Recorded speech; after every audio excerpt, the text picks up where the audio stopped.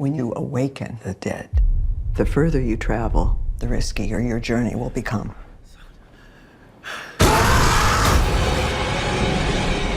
Insidious: The Red Door is a 2023 supernatural horror movie, directed by Patrick Wilson in his directorial debut, with a screenplay by Scott Teems, and based on a story by Lee Winnell and Teems. It stars Patrick Wilson, Ty Simpkins, and Rose Byrne. The story focuses on the Lambert family, who must go deeper into the further than ever before, to put their demons to rest once and for all. When I was 10, I was in a coma.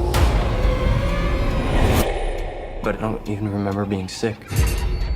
So I just got back from checking out Insidious: The Red Door, or Insidious 5, whichever you prefer. But I really wanted to love this movie. And in the end, I can't say that I loved it. I did enjoy it, I did have a good time with it, but it didn't quite land where I was hoping it would. Because about a third of the way into it, maybe closer to the halfway point, I was really loving it. I was like, this is gonna be my favorite Insidious movie, probably tied with the first one. Like, this is gonna be really, really good.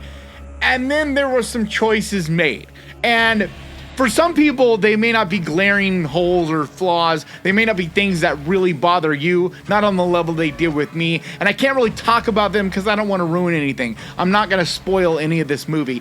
But it just didn't quite give me what I was hoping it would. And around the halfway point was where it kind of stalled out for me as well. It just isn't necessarily what I would call a slow burn. It isn't super slow like that, but it just has this lull, this kind of point where it doesn't really feel like it knows what it wants to do. And so it just kind of caused me to zone out for a little bit. But before I make it sound like I didn't like this movie or there wasn't things I really did enjoy about it, that's all wrong. I'm not trying to say that. There are some things that I had a problem with, but there are also things that I loved about this. The jump scares I thought were really solid, really well done jump scares. They didn't just use loud noises like they did in Insidious Chapter 2, or you see a lot of other horror movies using. They actually set it up with nice suspense and mood and atmosphere and some really cool imagery. It was just very well handled. I also really enjoyed the story. I felt like in a lot of ways this Insidious is probably the best story, the best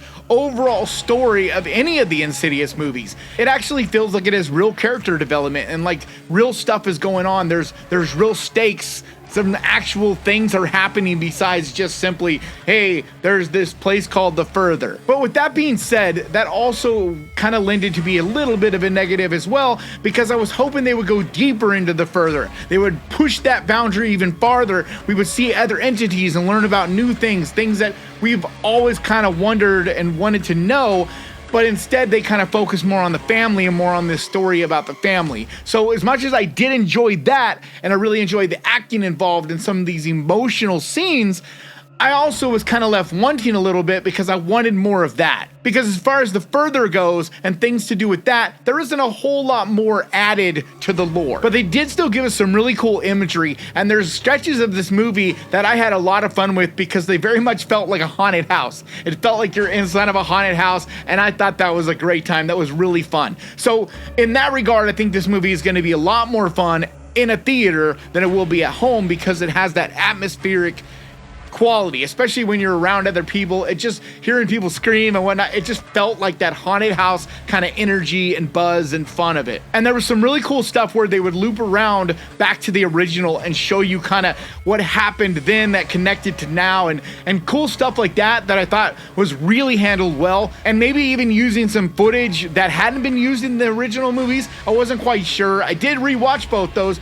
but still, there was footage that I didn't quite remember seeing in those movies that was clearly shot from that time. So either maybe I just forgot it, which, is possible, or it is unused footage that they kind of repurposed. And I thought that was really well done as well, because they didn't do a bunch of de-aging stuff. There isn't tons and tons of CGI in this either, which I really appreciated. Most of it feels practically done. It feels like a real connected to it kind of thing. So all the things to do with the horror elements of this movie, I had a lot of fun with, and I thought were done really well. It's just, it felt slow in parts, and there was some kind of clunky elements, holes, and plot points that just didn't connect with me anyway, and just didn't make sense. Like things that would happen that you're like, what?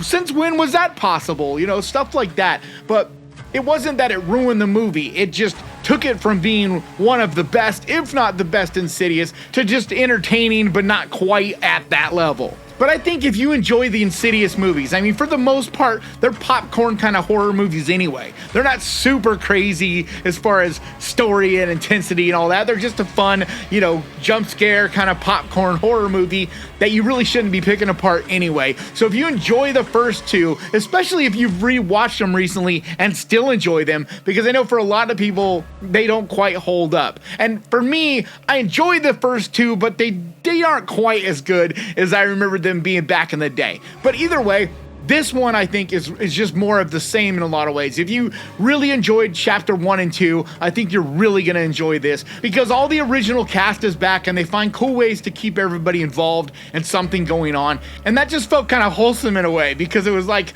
nostalgic. And I do think the movie looks really good. My issues is more to do with pacing and not just that. I felt like maybe because he's such a young director, I didn't really feel like Patrick Wilson had a real flavor to put on this movie.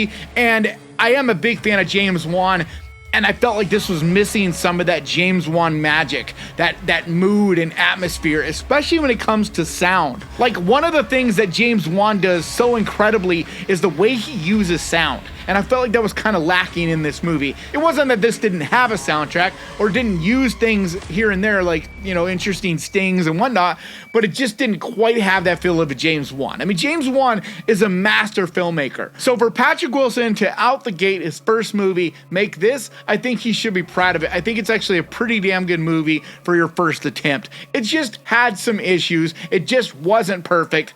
And at the end of the day, I don't think it needs to be. This is just a fun popcorn horror movie that if you're looking to be entertained and have a good time, I think you'll definitely have fun with it.